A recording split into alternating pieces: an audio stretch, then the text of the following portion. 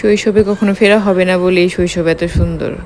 এটাই বাস্তব। ছোট সময় যখন বাসার আশেপাশে মেলা হতো, তখন এত খুশি থাকতাম যে কখন মেলায় যাব, মেলায় গিয়ে কী কিনবো। আর মেলায় যাবার পরে তো কত কিছু বায়না করতাম কেনার জন্যে।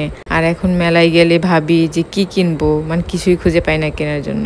আসসালামু আলাইকুম, কেমন আছেন সবাই? আমাদের মানিকগঞ্জে বাণিজ্য মেলা, তো তার জন্যই সবকিছু সাজানো হচ্ছে। গেট এখনো কমপ্লিট হয়নি, তার জন্য মেন গেট দিয়ে প্রবেশ না করে এখন গেটের সাইড দিয়ে একটা ছোট রাস্তা করে দিয়েছে, এখান দিয়ে সবাই যাতায়াত করে। তবে যখন গেট কমপ্লিট হয়ে যাবে তখন কিন্তু এই সাইড দিয়ে এটা অফ করে দিবে, তখন টিকিট কেটে প্রবেশ করতে হবে। তাই এখনই সুযোগ ফ্রিতে মেলার ভিতরে প্রবেশ করার। আমার ভাগ্নি আর ছেলের জন্য মেলায় যাওয়া, না হলে যেতাম না, কারণ যেহেতু মেলা 1 তারিখ থেকে আমরা জানি, তাই অনেক দোকানই এখনো আসেনি।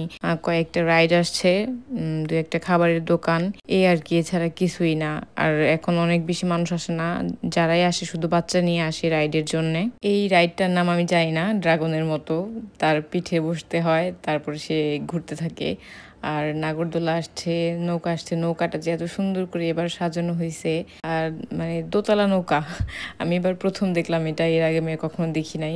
আর ড্রাগনের মতো যে রাইডটা, ওইটাকে আমার ছেলে বলে দাস, কারণ ওকে বলা হয়েছে এটা সাপ, তো ও যেহেতু সাপ বলতে পারে না, ও বলে দাস। আরও 2-1টা রাইড আসছে, জাম্পিং আসছে বাচ্চাদের। তো আমরা নাগরদোলার ওইখানে গেলাম, আমার ভাগ্নি নাগরদোলায় চলবে, কিন্তু আমরা কেউ সাহস পাচ্ছিলাম না, আর তেমন কোনো মানুষজন ছিল না। তো যে ওই কাউন্টারে ছিল, সে বলল যে এখানে 4 জনের নিচে ওঠানো যাবে না, আর একটা ঘরের ভেতর 1 জন করেই বসতে হবে। তো আমার ভাগ্নি সাহস পাচ্ছিল, কিন্তু আমি পাচ্ছিলাম না, কারণ আমি নাগরদোলায় চড়তে আর নৌকা এগুলো চড়তে খুবই ভয় পাই। যখন ওপরে ওঠে আমার হাত পা একদম কাঁপতে থাকে শরীর, তার জন্য আমি সাহস পাইনি। যেহেতু আমরা 4 জন উঠতে রাজি ছিলাম না, শুধু আমার ভাগ্নি ছিল রাজি, তো এর জন্য আর ওঠা হয়নি, আমরা ওখান থেকে চলে আসি।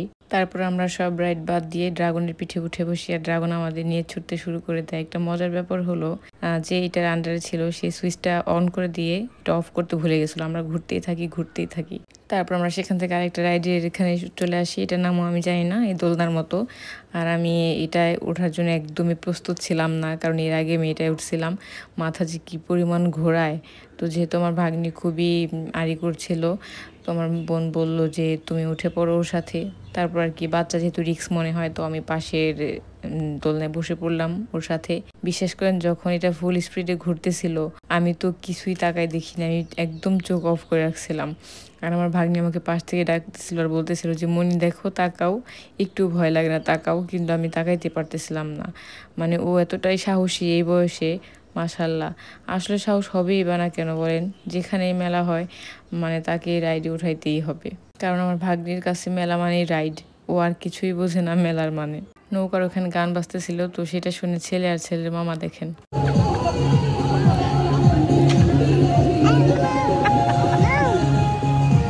এই যে দেখেন, এই শাড়ির যে দোকানগুলো, এগুলো তো একটা শুরুই করেনি এখনো সাজানো। এগুলো যখন সাজানো কমপ্লিট হয়ে যাবে তখন থেকে মেলা আর কি ভালোভাবে শুরু হবে। এখন তেমন কোনো দোকানই নেই। কসমেটিক্স বলতে যে দোকানগুলো হয়, সেগুলো কোনো দোকানই আসেনি এখনো। তারপরে এলো খাওয়ার পালা, মানে কি খাবো সেটাই ভেবে পাচ্ছিলাম না। আর একটা কথা হচ্ছে, আমার মেলার ভেতরে যে রেস্টুরেন্টগুলো হয় সেখান থেকে মানে কোনো খাবারই খেতে ভালো লাগে না, তার থেকে মেলার বাহিরে, গেটের বাহিরে যে খাবারগুলো থাকে সেগুলো খেতেই বেশি ভালো লাগে।